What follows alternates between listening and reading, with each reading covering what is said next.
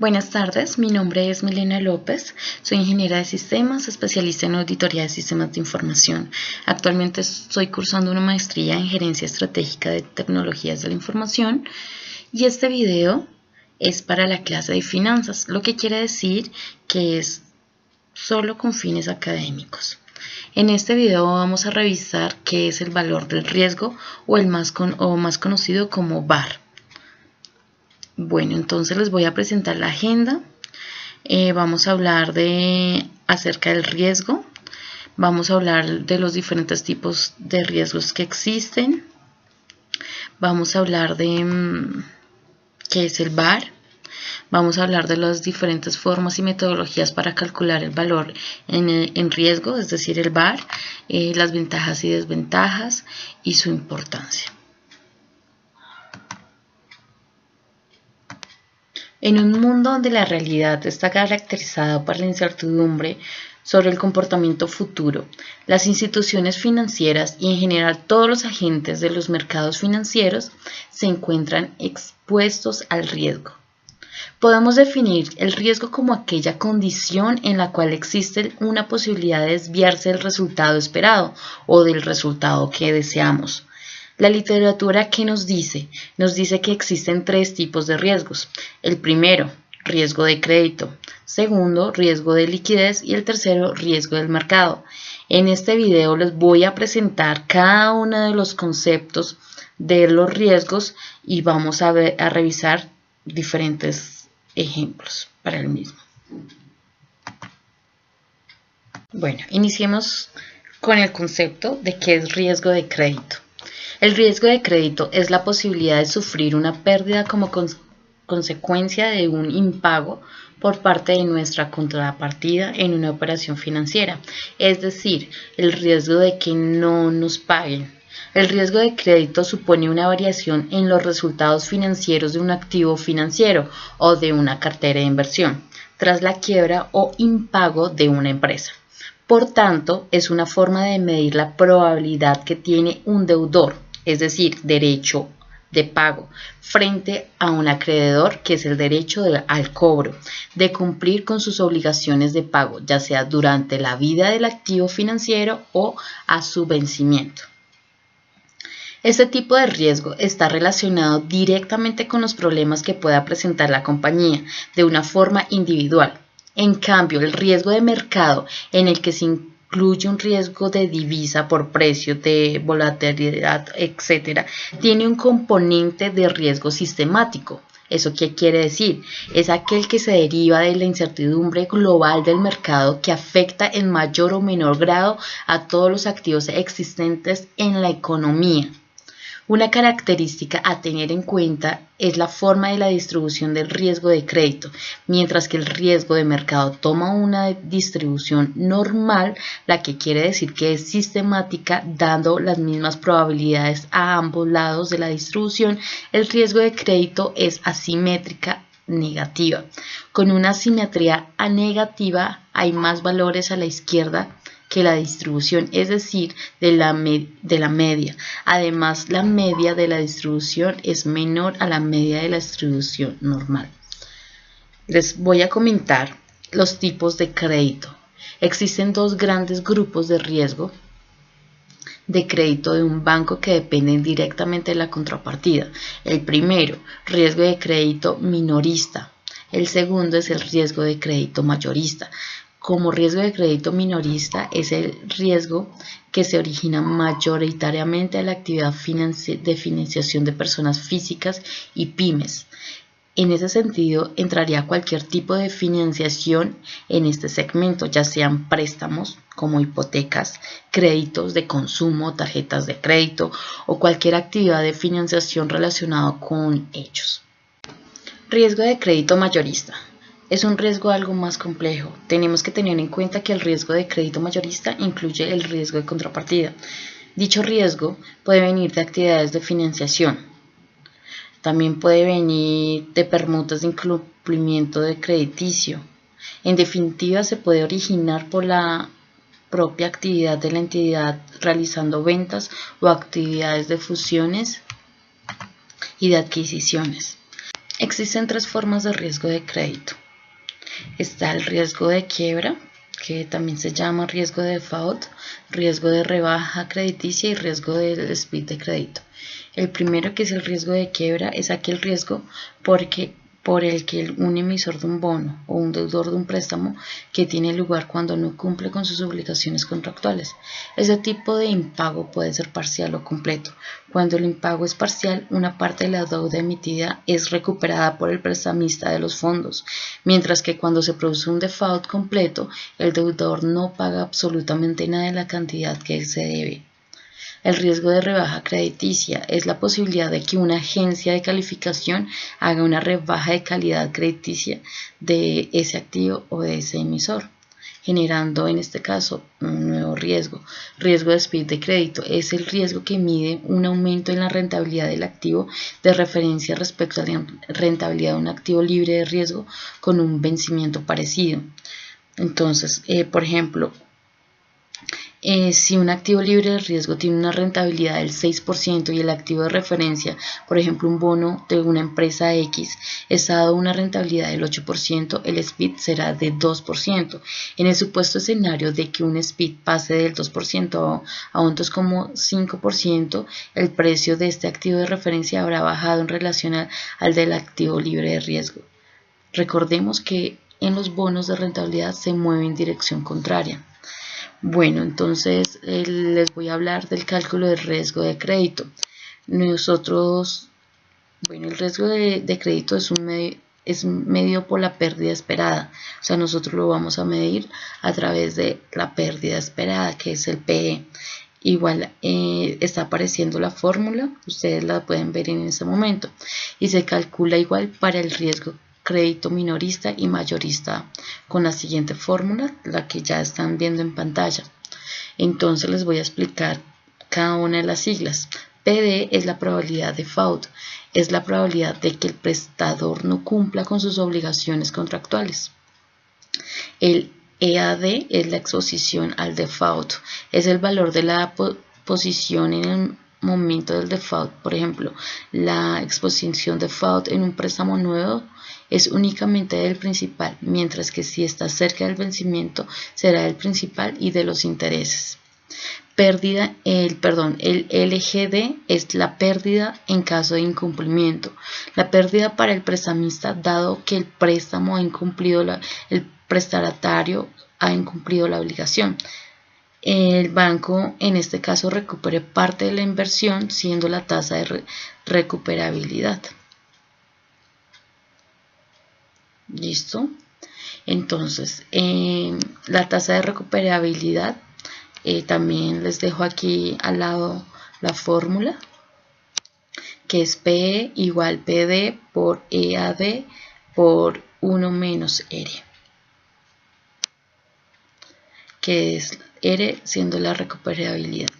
Bueno, entonces vamos a hablar del ejemplo del riesgo de crédito. Vamos a dar un ejemplo. Entonces, imaginemos que una empresa A ha recibido un préstamo al 8% pagadero a un año de un nominal de 10 millones de pesos del banco B. El interés del préstamo es pagado a vencimiento. El departamento de riesgos del banco B ha estimado a este tipo de empresas previo estudio en su balance un 6% a un año de probabilidad de default, asumiendo una recuperabilidad del 40%, la pérdida esperada. Entonces la pérdida esperada es la siguiente, la que también les dejo en este momento en pantalla.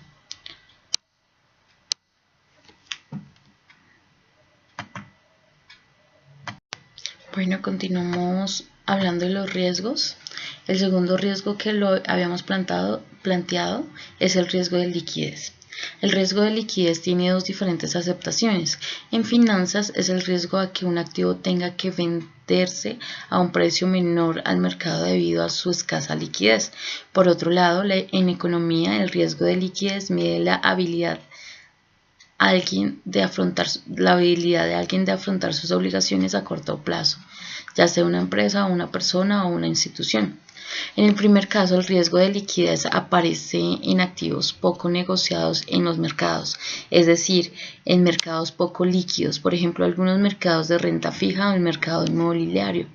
En el segundo caso, el riesgo mide la liquidez que le queda a la empresa para hacer frente a sus obligaciones, es decir, es el riesgo de quedarse sin liquidez, sin dinero para poder pagar. Bueno, riesgo de liquidez en finanzas y en inversiones. En el mundo de las inversiones, cuando un activo es poco líquido significa que no se negocia de manera frecuente. Imagina cuántas veces se negocia una vivienda. Muchas de ellas se compran una vez y no se vuelve a negociar en décadas. Con los bonos pasa lo mismo. Hay muchos de ellos que apenas se negocian en los mercados financieros, sobre todo los que se emitieron hace mucho tiempo. Pues bien, imagina que necesitamos vender de forma urgente ese activo poco líquido, ya sea una vivienda, un bono u otro activo. Al no existir un mercado líquido, habrá muy pocos compradores dispuestos a adquirir este activo, por lo que probablemente tengamos que bajar el precio del activo para poder atraer a los compradores interesados y venderles el activo. Al final es probable que tengamos que vender ese activo por debajo del precio del mercado. Si por el contrario el activo fuera muy líquido, como las acciones de un gran índice bursátil, por ejemplo, podemos vender muchas acciones sin miedo a que el precio baje, sino va subiendo cada vez más. Por tanto, el riesgo de liquidez es más alto en mercados que tienen poca profundidad de mercado y poca liquidez. En renta fija, por lo general se interpreta que cuando peor es la calidad crediticia del emisor o cuando más pequeño es el bono o su emisor, mayor el riesgo de liquidez. Además, el riesgo de liquidez del mercado se refleja por el tamaño de la horquilla de precios, es decir, la distancia entre el primer precio de compra y el primer precio de la oferta. Bueno, en economía, el riesgo de liquidez trata de valorar de qué forma y condiciones cualquier deudor es capaz de pagar sus deudas a su vencimiento, generalmente a corto plazo. Cuando hablamos de liquidez nos referimos a la parte realizable del activo, es decir, el activo más líquido y que más rápido puede convertirse en dinero es la que se sitúa como un activo corriente. Una empresa o una persona puede contar con mucho patrimonio y activos y tener un alto riesgo de liquidez, ya que cuenta con riqueza, pero esta no se puede convertir en dinero fácil y rápido con la que sufragar sus gastos. ¿Cómo medir el riesgo de liquidez? En general, el riesgo de liquidez se puede medir mediante ratios de liquidez, siendo relación entre activo corriente y las deudas a corto plazo. La principal, esto así es porque permite descifrar en qué medida la empresa puede afrontar sus próximos pagos con la parte más líquida de sus activos, que suele comprender el dinero en caja, bancos y las inversiones financieras a corto plazo. Podría darse el caso de una sociedad que tenga bastantes activos o inversiones a largo plazo y superen ampliamente el valor de las deudas, pero no sea capaz de afrontar pagos líquidos a su vencimiento. En este caso, el riesgo de liquidez también se verá afectado en función de la facilidad de la venta y conversión de los activos en dinero líquido. Este concepto está íntimamente relacionado con las previsiones de tesorería que se suceden a menudo, ya que de esta forma se planifican los pagos e ingresos que se van a producir en los próximos ejercicios, pudiendo organizar mejor el pago de las obligaciones.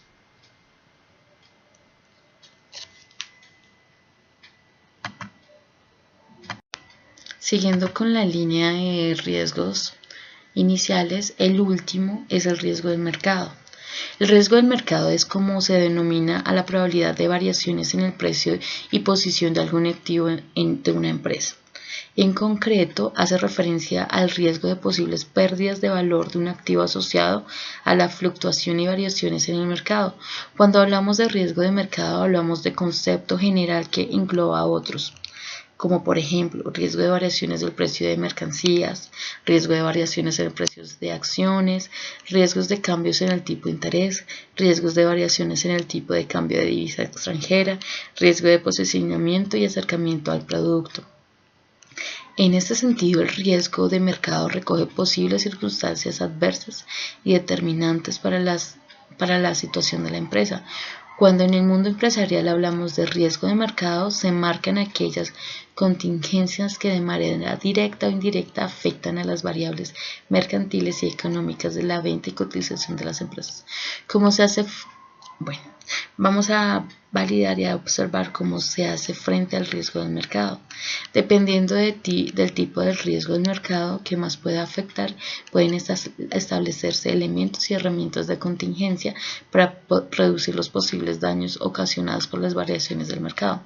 Por ejemplo, primero, si una empresa exporta al exterior, deberá establecerse una herramienta de cobertura ante fluctuaciones de tipo de cambio de la moneda extranjera.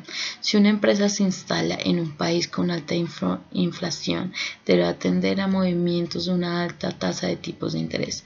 Si, por ejemplo, estamos en un mercado muy competitivo, deberíamos establecer estrategias de posicionamiento, marketing y promociones para intentar que el producto crezca y se mantenga entre las preferencias.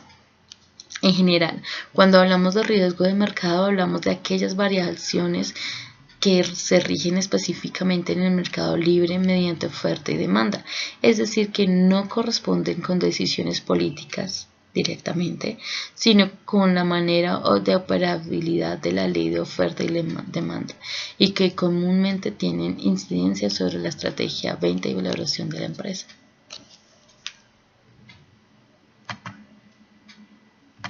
Bueno, continuando con nuestro primer tema, nuestro tema principal, ya vimos qué significa el riesgo, los tres diferentes tipos de riesgos que existen, la definición de cada uno de ellos y algunos ejemplos.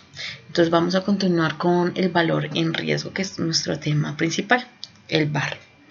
Entonces, el valor en riesgo, conocido comúnmente como VaR, es una técnica estadística para medir el riesgo financiero de una inversión. Indica la probabilidad normalmente entre el 1% y el 5% de sufrir una determinada pérdida durante un periodo establecido de tiempo. Normalmente se calcula de un día, una semana y un mes. Entonces, les comento inicialmente por qué se habla de VaR y en qué momento o cuál es la importancia que ha tenido VaR.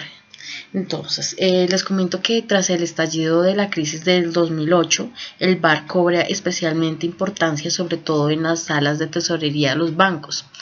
Entonces, la creciente exigencia de capital hacia el sector bancario y la consecuencia de un mayor control de los riesgos hacen que los departamentos de riesgos asignen menores cantidades de consumo de VaR. Un VaR diario, semanal y mensual a las diferentes mesas de tipo de interés, bonos, trading, volatilidad y otros instrumentos negociables en los mercados. No obstante, también tiene especial importancia en el mundo de la gestión de activos, en la gestión de carteras y en otros sectores de contacto en los mercados financieros. Esa básicamente sería la importancia y por qué de este concepto, de dónde nació. Entonces, les estaba hablando del VaR. Entonces, el VaR establece la pérdida máxima que puede experimentar una inversión dentro de un horizonte temporal, dado un nivel de confianza. Normalmente del 95% o 99%. Por ejemplo, la pérdida máxima será durante un mes con un 95% de probabilidad igual o menor a 5 millones de pesos. O lo que es lo mismo, existe una probabilidad del 5% de que la pérdida sea como mínimo de 5 millones de pesos en un mes. Por lo tanto, también se mide la pérdida mínima que sufriría una inversión para un nivel de significación. Aunque parezca una técnica complicada, realmente solo se mide con 3 variables, lo que hace muy fácil de entender y aplicar. Las 3 variables son la cantidad de la pérdida, la probabilidad de la pérdida y el tiempo. Siguiendo con el anterior ejemplo, una empresa podría estimar que tiene un 5% de probabilidad de perder en un mes más de 5 millones de pesos, lo que significa que existen un 5% de probabilidad de que la empresa pierda en algún mes más de 5 millones de pesos y un 95% de probabilidad de que la pérdida sea menor. Por eso, la empresa tendrá que tener en cuenta que uno de cada 100 meses va a perder al menos 5 millones de pesos. El VaR mide el riesgo financiero de una inversión, por lo que tiene una amplia aplicación en el mundo de las finanzas. Se puede calcular la pérdida máxima tanto un solo activo financiero como para una cartera de activos financieros. Es muy utilizado en el análisis de riesgos para medir y controlar el nivel de riesgo que una empresa es capaz de soportar. El gestor de riesgos es asegurarse de que no incurre en riesgos mayores que de los que la empresa podría soportar.